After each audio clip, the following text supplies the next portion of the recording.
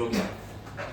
समझो आपका sound wave इस पर्टिकुलर मीडियम में प्रोपोगेट करने की कोशिश कर रहा है, समझे? मीडियम है ना, अपना नेचर यहाँ के बाद चेंज करता है। यहाँ पे जो मीडियम था वो था समझो रेयरर, यहाँ पे था denser. This will affect the velocity of sound, this will affect the velocity of sound.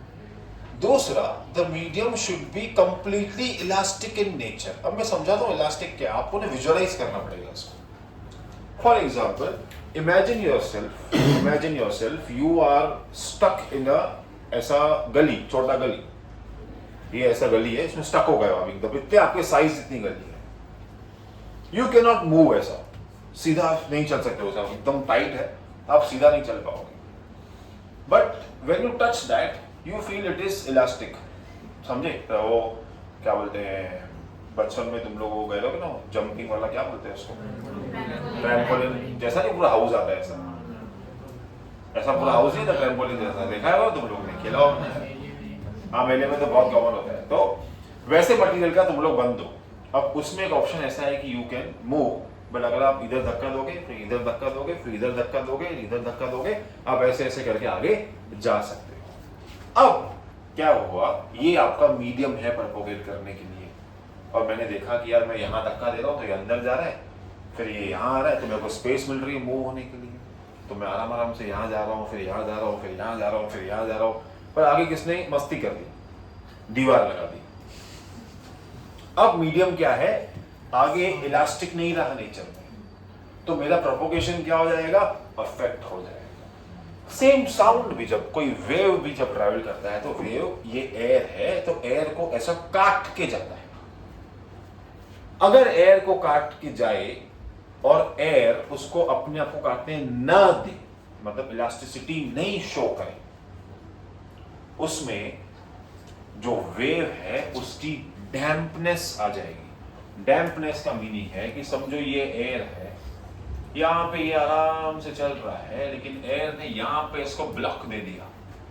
अब यहाँ से वेव ऐसे छोटी होके जाएगी, तो वेव डैम्प हो गई, उसका एम्पलीट्यूड गिर गया। अब एम्पलीट्यूड गिर गया तो शायद जो आवाज बहुत ज्यादा आनी चाहिए थी तेरे पास, वो अब उतनी नहीं आएगी।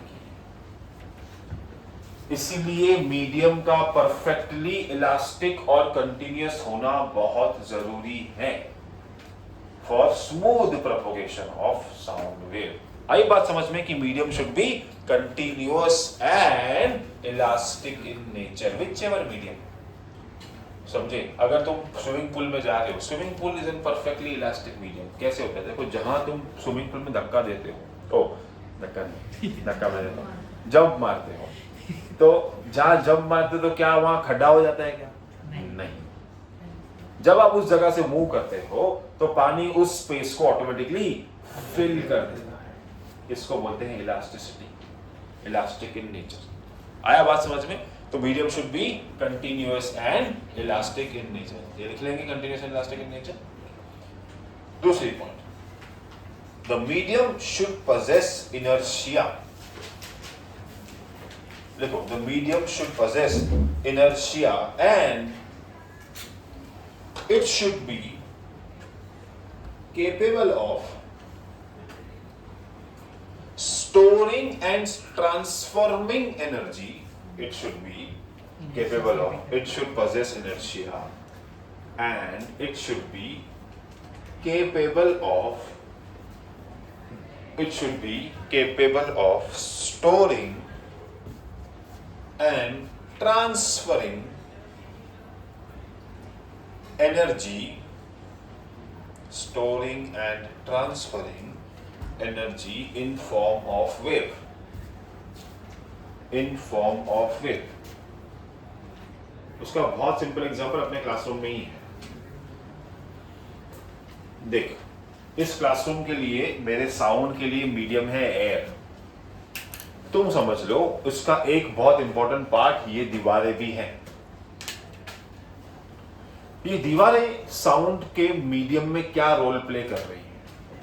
समझो मैं ये दीवारों पे भर भर के मोटे कारपेट लगा देता हूं, एंड दिस इज ट्रू, मोटे कारपेट लगा देता हूं। कारपेट क्या करते हैं, साउंड को एब्जॉर्ब करते हैं। तुम थिएटर में जाओ तो तुम थिएटर में देखो नीचे कारपेट लगे होते हैं, दीवारों पे भी कारपेट लगे होते हैं। क्यों लगे होते हैं? साउंड एब्जॉर्ब करने के लिए। कारपेट अनवांटेड रिफ्लेक्शन अवॉइड करते हैं। जैसे साउंड यहां पे जा रहा है तो ऐसा नहीं कि जहां जहां एयर है वहां वहां साउंड जा रहा है, साउंड सब जगह पे जाएगा। तो कोई साउंड इस दीवार पे जाएगा, यहां लगेगा और शायद यहां जाएगा। एक साउंड यहां लगेगा, शायद यहां जाएगा, यहां क्रिएट होगा इंटरफेरेंस। अब ये इंटरफेरेंस मतलब होता है डिस्टरबेंस। क्या होता है? डिस्टरबेंस। अब ये डिस्टरबेंस आपके साउंड की इंटेंसिटी डिसाइड करता है। एक शॉर्ट में बताऊं, क्योंकि हमको चैप्टर है इंटरफेरेंस एंड डायफ्रैक्शन, कि अगर जिस पॉइंट पे दोनों इंटरसेक्ट कर रहे हैं, अगर दोनों का क्रेस्ट और क्रेस्ट साथ में आया तो वो दोनों ऐड होके साउंड की इंटेंसिटी बढ़ा देते हैं। अगर दोनों का ट्रफ और ट्रफ साथ में आया तो दोनों ऐड होके साउंड का इंटेंसिटी बढ़ा देते हैं। लेकिन अगर एक का क्रेस्ट और एक का ट्रफ साथ में आया तो दोनों आपस में क्या कर देंगे? कैंसल आउट कर देते हैं। समझे? इसीलिए जब क्लास में शोर होता है तो मालूम नहीं पड़ता है कौन क्या बात कर रहा है, हमें सिर्फ डिस्टर्बेंस समझ में आता है। क्योंकि तुम सबका जो साउंड है वो सेम वेव्स पे इंटरसेक्ट नहीं करता है, सेम इंटेंसिटी पे इंटरसेक्ट नहीं करता है। समझे? सर डिस्टर्बेंस क्रिएट हो रहा है अभी, दो जन।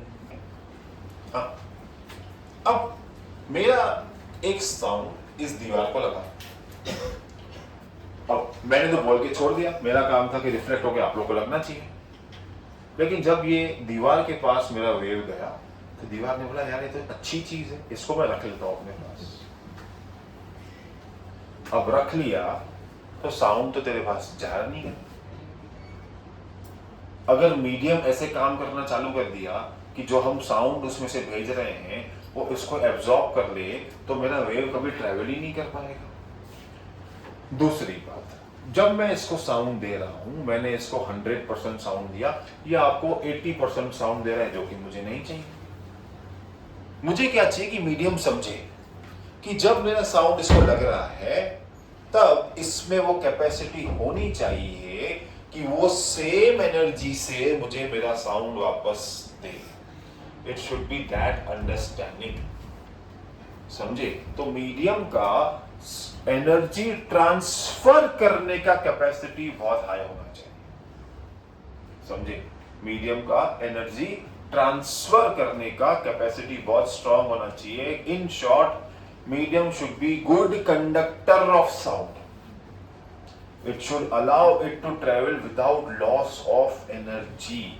कोई ड्रैग नहीं चाहिए, कोई रेजिस्टेंस नहीं चाहिए, कोई एब्जॉर्प्शन नहीं चाहिए। आई बात समझ में कि क्यों मीडियम शुड बी एबल, या उसका कैपेसिटी होना चाहिए उस एनर्जी को स्टोर भी करने का और ट्रांसफर भी करने का। समझ में आया? ठीक है। Third point, the frictional resistance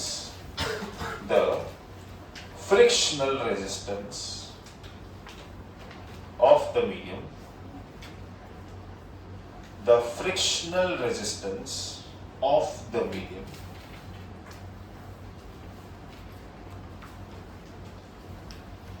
should be negligible,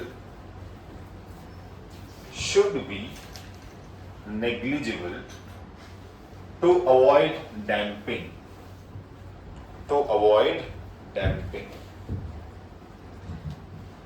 Should be negligible to avoid damping. कैसे इसको समझते हैं बेटी जरा? अभी समझो ये एक वेव है, ये एक वेव है, ये मीडियम में ट्रैवल कर रही है ऊपर, ठीक है? ये वेव है, मीडियम में ट्रैवल कर रही है, ठीक है? अब हालांकि इतने फोर्स से अगर मैं भेज रहा हूं तो उसके ऊपर एयर रेजिस्टेंस नेग्लिजिबल है, पर समझो कि मीडियम के पास फ्रिक्शनल रेजिस्टेंस का वैल्यू अच्छा खासा है, तो वो क्या करेगा? देखो ऐसे करेगा, रोकेगा नहीं, रेजिस्ट करेगा। फटक से क्या हो गया? एम्पलीट्यूड हर बार में क्या हो गया, कम हो गया। इसको क्या बोलते हैं, डैम्पिंग। क्या बोलते हैं इसको हम लोग, डैम्पिंग। अगर ये नहीं होता तो ये शायद अच्छे से घूमता रहता है। डैम्पिंग थोड़ी देर बाद होती थी, हो रही है डैम्पिंग अभी भी, समझे, डैम्पिंग हो रही है अभी भी, पर थोड़ी देर बाद होगी। लेकिन अगर एडिशनल मैंने इसको रेजिस्टेंस दे दिया, मैं पकड़ नहीं रहा उसको, मैं खाली इसके बीच में आ रहा हूं, फ्रिक्शन क्रिएट कर रहा हूं, समझे। इसीलिए मीडियम का फ्रिक्शनलेस होना बहुत जरूरी है। ये सब आइडियल मीडियम्स की बात हो रही है, समझे, ये सब आइडियल मीडियम्स की बात हो रही है। लेकिन तुम रीजन समझे कि क्या है इसका, फ्रिक्शन नहीं होना चाहिए या फ्रिक्शनल रेजिस्टेंस नेग्लिजिबल होना चाहिए to avoid damping of a wave. Damping का मतलब है कि टाइम के साथ एम्पलीट्यूड कम हो जाना, पर वो टाइम के साथ सेम एम्पलीट्यूड कम होगा ऐसा जरूरी नहीं है। कि समझो पहला एम्पलीट्यूड 10 मीटर था, 2 सेकंड बाद 8 हुआ, 4 सेकंड बाद 6 होगा, ऐसी गारंटी नहीं है। 4 सेकंड बाद शायद 2 भी हो सकता है, समझे। Damping is irregular, damping is not regular, because damping is not plan, समझे। डैम्पिंग प्लान नहीं की जा सकती, डैम्पिंग हो जाती है रेजिस्टेंस की वजह से। Am I clear? ये 3 चीजें जो हमको ध्यान देनी है नोट में। सबसे पहले मीडियम को क्या होना चाहिए, कंटिन्यूअस एंड इलास्टिक। दूसरा, मीडियम क्या स्टोर और क्या देना चाहिए, एनर्जी। तो उसकी कैपेसिटी क्या होना चाहिए, एक तो स्टोर करना, दूसरा ट्रांसफर करना। तीसरा क्या होना चाहिए उसका, frictional resistance should be negative. ये 3 चीजें मीडियम की आपको याद रखनी, ठीक है, क्लियर। ठीक है, यहाँ पे स्टॉप करेंगे।